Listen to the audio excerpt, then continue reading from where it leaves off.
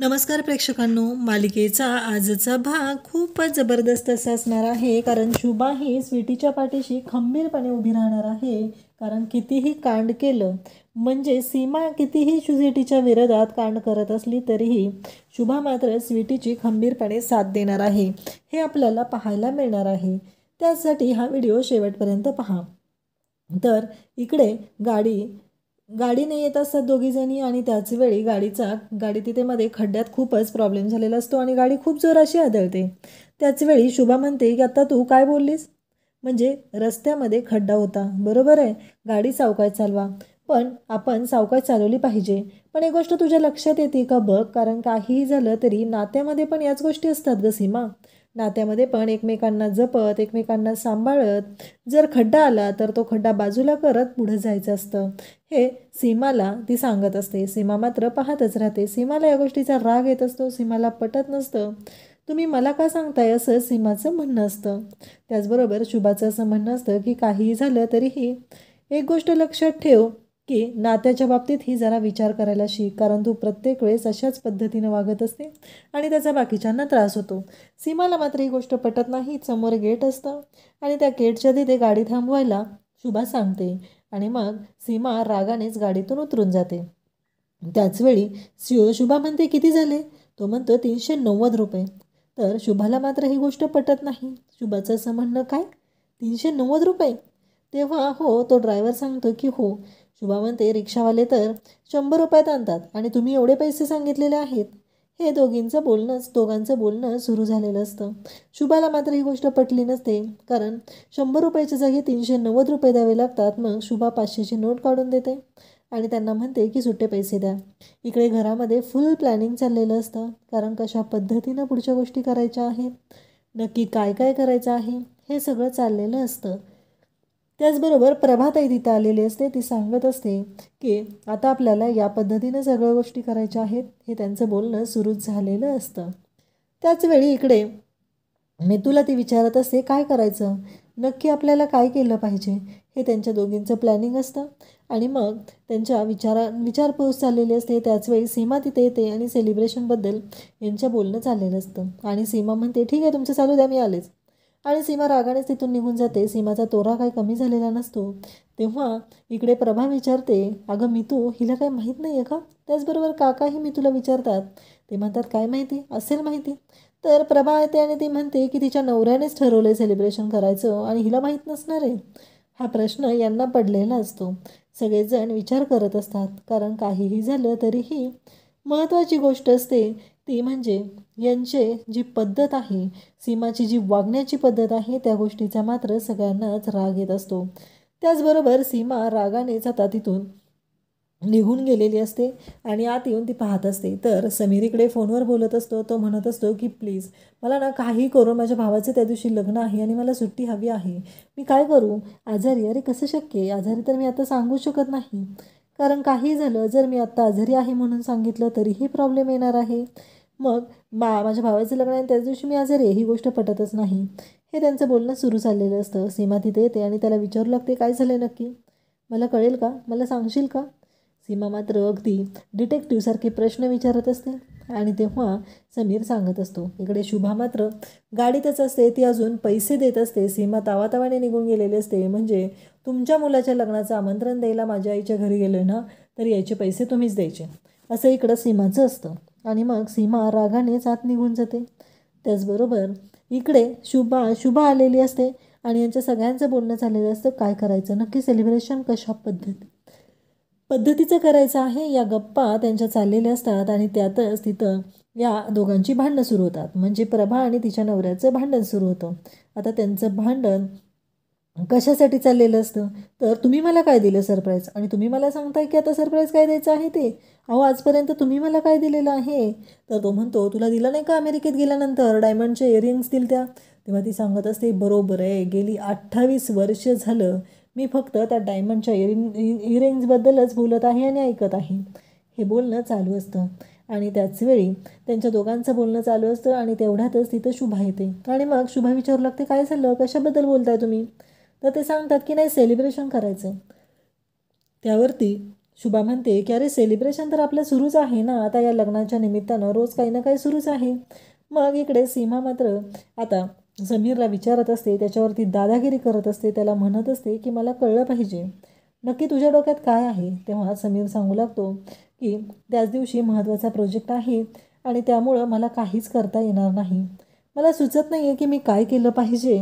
आणि त्याचबरोबर तिचं असं म्हणणं असतं की मग तू काय इथं लग्नात येणार आहेस, काय करणार आहेस लग्नात येऊन, गरज काय तुला या लग्नामध्ये यायची, पण कशासाठी येतोस तू, नाही येऊच नकोस तू, असं ती बोलत असते. आणि त्याचबरोबर इकडे तो म्हणत असतो अगं असं काय करतेस, तुला माहीत नाही आहे का, कारण काहीही झालं तरीही मला माहिती आहे ना की काय करायचं आहे ते, असं बोलणं चालू असतं. आणि इकडे ही बोलत असते की तुला काय वाटलं समीर, कारण तू जसा वागतोस त्या पद्धतीनं गोष्टी होणार आहेत, कारण तुला जे करायचं आहे ते होणार आहे. पण एक गोष्ट लक्षात ठेव, तू जर कंपनीत गेला नाही, तुझ्या ऑफिसचं तू बघितलं नाहीस तर आपण मात्र अडचणीत येणार आहोत. कारण काहीही झालं तरीही एक महत्त्वाची गोष्ट आहे ती लक्षात ठेव, कारण तुझ्यासाठी तुझा जॉब महत्त्वाचा आहे ना तू जे काही करत आहे ते. कारण तू इथं घरी येऊन कामं करून तुझ्या हातात काय लागणार आहे. तू स्वतःहून बाबांना किती पैसे दिलेत माहिती आहे ना तुला, 1.5 लाख रुपये दिलेले आहे त्या लग्नासाठी. त्यामुळं तू प्रॉब्लेममध्ये येशील असं काहीही करू नकोस, असं सीमा ठणकावून सांगत असते. तेव्हा समीर म्हणत असतो हो गं बरोबर आहे तुझं, पण तू जरा एकदा विचार कर ना, तू अशा पद्धतीनं का वागत आहेस, असं तो बोलत असतो. परंतु सीमा मात्र ऐकायलाच तयार नसते. तिचं एकच सुरू असतं की समीर तू चुकतोयस, कारण तू त्यांच्यासाठी एवढं करायची काही गरज नाही. त्यांची ती बघून घेतील ना त्यांच्या खर्चाचं. तुझं जॉब महत्त्वाचं आहे, तुझं आत्ताचं करिअर महत्त्वाचं आहे. तू कशाला उगीच फुकटचा विचार करत बसतो, या भाषेमध्ये ती बोलत असते. आणि इकडे हे सगळेजण बोलत असतात. ते सांगतात की प्रभा म्हणते की अरे मला ना स्वीटी आणि मकरांचं केळवण करायचं होतं. मग इकडे शुभा म्हणू लागते की इथंच करूया ना आपण, कशाला तिकडं करत बसतीस काय, आहोत ना आपण सगळेजण एकत्र, तर एकत्रच करूया, असं तिचं म्हणणं सुरू असतं. आणि मग केळवण काय करायचं आहे हा त्यांचा विचार सुरू झालेला असतो. आणि आता केळवणाची तयारी करायची हातात घेतलेलं असतं. आणि मग केळवणाच्या निमित्ताने आज ॲनिव्हर्सरी आहे, 35वी लग्नाची ॲनिव्हर्सरी आहे ते आणि त्याच्यासाठीच हे सेलिब्रेशन करायचं ठरवलेलं असतं.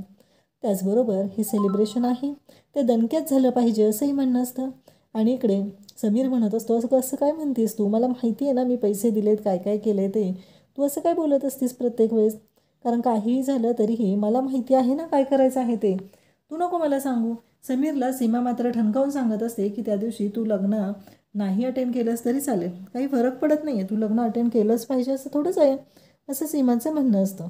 समीर म्हणत असतो काय बोलतेस तू, कारण माझ्या भावाचं लग्न आहे आणि असं हे तर मला काही पटत नाही आहे बरं का गं सीमा, असं तो बोलत असतो. सीमाचं म्हणणं असतं जरी असलं तरीही. आणि इकडे त्यांनाच सांगायला आता तिथं सीमाला सांगायला आलेली असते ती शुभा. शुभा दरवाजा वाजवते आणि मग त्यांना विचारते तुम्ही काही महत्त्वाचं बोलत होता का. तेव्हा ही दोघंजण म्हणतात की नाही.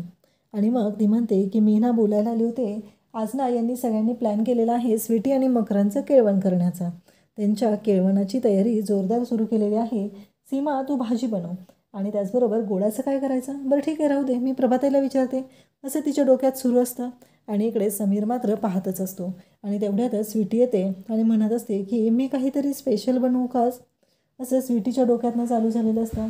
आणि इकडे राग येतो तो म्हणजे सीमाला. सीमा म्हणते की आत्ता माझ्या लक्षात आलेलं आहे यांनी सगळ्यांनी माझ्या सेलिब्रेशनचं नाटक कशासाठी केलेलं होतं, कारण आईंनी त्या दिवशी माझ्या प्रमोशनचं सेलिब्रेशन किंवा मला जो ॲवॉर्ड मिळालेला आहे त्याचं सेलिब्रेशन का केलेलं आहे ते माझ्या आत्ता लक्षात आलेलं आहे. आणि इकडे शुभा म्हणते की ठीक आहे स्वीटी तू बनव डाळ तुझ्या पद्धतीची, तुला बनवायची आहे ना. आणि सीमाला भाजी बनवायला सांगितली जाते. आता स्वीट काय बनवायचं हे ती प्रभाताईला विचारायला जाते. आणि इकडे सीमा मात्र चिडचिड करत असते, म्हणजे आता माझ्या लक्षात आलेलं आहे की यांचं हे सगळं काय चालू आहे. आणि ती समीरला ओरडून ओरडून बोलत असते. बिचारा समीर मात्र शांतपणे ऐकून घेत असतो, कारण इकडून आईचंही तो ऐकून घेतो. आईसारखाच तो निर्मळ मनाचा असतो, त्याच्या डोक्यात काहीही नसतं. आणि त्याचबरोबर ह्या सगळ्या गोष्टी घडत असतात. तेव्हा मात्र इकडे आता बाहेर आलेला असतो तो यशवंत बाहेर आलेला असतो. आणि यशवंतचं चाललेलं असतं ते म्हणजे काहीही झालं तरीही महत्त्वाची गोष्ट आहे. यशवंत म्हणत असतो की हे घे 10,000 रुपये. मग तो म्हणतो की अरे मी येणार होतो ना, एक दिवसाड मी घरी येतोयच ना, मग तिथं का नाही, तेव्हा यशवंतचं म्हणणं असतं की नाही, तिथं मला ते द्यायचं नव्हतं, म्हणून तर मी इथं आलेलो आहे ना, मला सगळ्यांच्या समोर नाही करायचं हे सगळं. तेव्हा यशवंतला लगेचच हा भाऊ बोलत असतो की मला ना खरंच असं वाटतं की तू गावाकडे आलं पाहिजे. तेव्हा यशवंत म्हणत असतो, होय रे, मी येणारच आहे गावाकडे, आणि आता एकटा नाही येणार, शुभासबी घेऊन येणार आहे, असं तो सांगत असतो. परंतु शुभाला या संसारातून एकटपणा नको झालेला असतो, म्हणून शुभा प्रत्येक वेळेस ती नकार देत असते. तिचं असं म्हणणं असतं की नाही. इकडे आता सीमाला भाजी बनवायला सांगितलेली असते आणि त्याचबरोबर स्वीटी डाळ बनवणार असते. स्वीटीनं असंही सांगितलेलं असतं, आमच्याकडे ज्या पद्धतीची डाळ बनवली जाते त्याच पद्धतीची मी डाळ बनवणार आहे. आणि मग एका गॅसवरती शुभा, एका गॅसवरती सीमा आणि एका गॅसवरती आता स्वीटी जेवण बनवणार असतात. परंतु स्वीटीला मात्र सीमा ठणकावून सांगत असते की तू माझ्यावर दादागिरी करायची नाहीस. मी आत्ता सांगत आहे ना, मला लुडबुड केलेली आवडत नाही किचनमध्ये, त्यामुळं तू माझ्यावर दादागिरी करू नकोस, या भाषेत ती ओरडून सांगत असते. आणि त्याचबरोबर ती म्हणत असते की आधी ते बटाटे सोलून दे. तेव्हा तिला लगेचच स्वीटी म्हणत असते की तुम्ही घ्या ना सोलून, कारण मला डाळ बनवायची आहे, मला उशीर होतोय.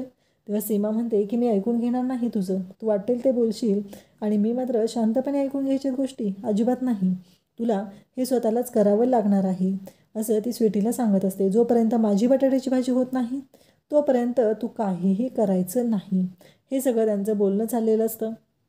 स्वीटी मात्र शांतपणे सर्व गोष्टी ऐकून घेत असते, काही उलट बोलत नाही. ठीक आहे, मग ती बटाटे सोलायला घेते, सीमाला बटाटे सोलून देते आणि मग पटपट तिला चिरू लागते, कारण सीमा जोपर्यंत तिथून निघून जात नाही तोपर्यंत स्वीटीला घरामध्ये काहीही करता येणार नसतं, हे स्वीटीला कळलेलं असतं. आणि स्वीटी मात्र तिथे बनवण्यामध्ये बिझी असते. इकडे शुभा विचार करत असते आणि यशवंतला विचारू लागते की यातले 10,000 रुपये गायब आहेत, कारण मी 10 वेळा माझ्या पर्स चेक केलेल्या आहेत, पण मला काही ते पैसे त्याच्यामध्ये मिळालेले नाहीत, असं ती सांगत असते. आणि त्याचबरोबर इकडे यशवंत म्हणत असतो, अगं लाईटवाल्याला दिले, त्याला हवे होते ना अर्जंट, म्हणून त्याला दिलेले आहेत. तेव्हा शुभा म्हणते, मी रुपयाचा हिशोब लिहून ठेवते, त्यामुळे पैशाचं गुण होणं साहजिकच नाही, परंतु जर झाला तर त्या क्षणी लक्षात आलं पाहिजे ना, असं शुभाचं म्हणणं असतं. यशवंतने खरं तर शुभासाठी सरप्राईज करायचं असतं, म्हणून त्याने ते पैसे दिलेले असतात. आणि त्याचबरोबर शुभा इकडे म्हणत असते की मला असं वाटतंय नक्कीच काहीतरी गोंधळ होऊ शकतो, आणि तुम्हाला माहिती आहे का. तेव्हा यशवंत म्हणत असतो, अगं ये ना शुभा, बस ना जरा वेळ बोलूया आपण, असं यशवंत तिला सांगत असतो.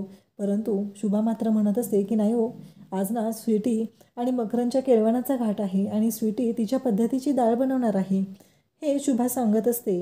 आणि मग उद्याच्या भागामध्ये आपल्याला पाहायला मिळतं की सगळेजण छान तयार झालेले आहेत, स्वीटी आणि मकरंदचं केळवण आहे आणि छान असा मेनू तयार झालेला आहे. आणि मग शुभा सांगत असते की आजची जी डाळ आहे ना, ती स्वीटीने त्यांच्या पद्धतीनं बनवलेली आहे. मग सगळे जेवायला बसलेले असतात आणि सीमा पहिला ग्लास घेते आणि ती म्हणू लागते, काय आहे नक्की, ह्या डाळीत मिरची पावडर टाकली का काय, डाळ खातोय का मिरची पावडर खातोय, ते कळतच नाही आहे, असं ओरडून ती बोलत असते. तेव्हा शुभा म्हणते, बघू दे इकडं मला. तेव्हा स्वीटी पण तिथं धावत येते, ती पण बघू लागते, कारण स्वीटीने अगदी परफेक्ट अंदाज घेत व्यवस्थित असं काम केलेलं असतं. परंतु स्वीटीच्या बनवलेल्या डाळीमध्ये सीमाने नंतर जाऊन त्याच्यामध्ये टाकलेली असते, ती म्हणजे मिरची पावडर, आणि त्यामुळं सीमाची आता वाट लागलेली असते. शुभा मात्र सगळ्यांच्या समोर तिथे बाजू घेते, ती म्हणजे स्वीटीची, आणि सीमाला चांगलंच तोंडावर आपटवते. अशाच अपडेट्ससाठी चॅनलला सबस्क्राईब करा. थँक्यू.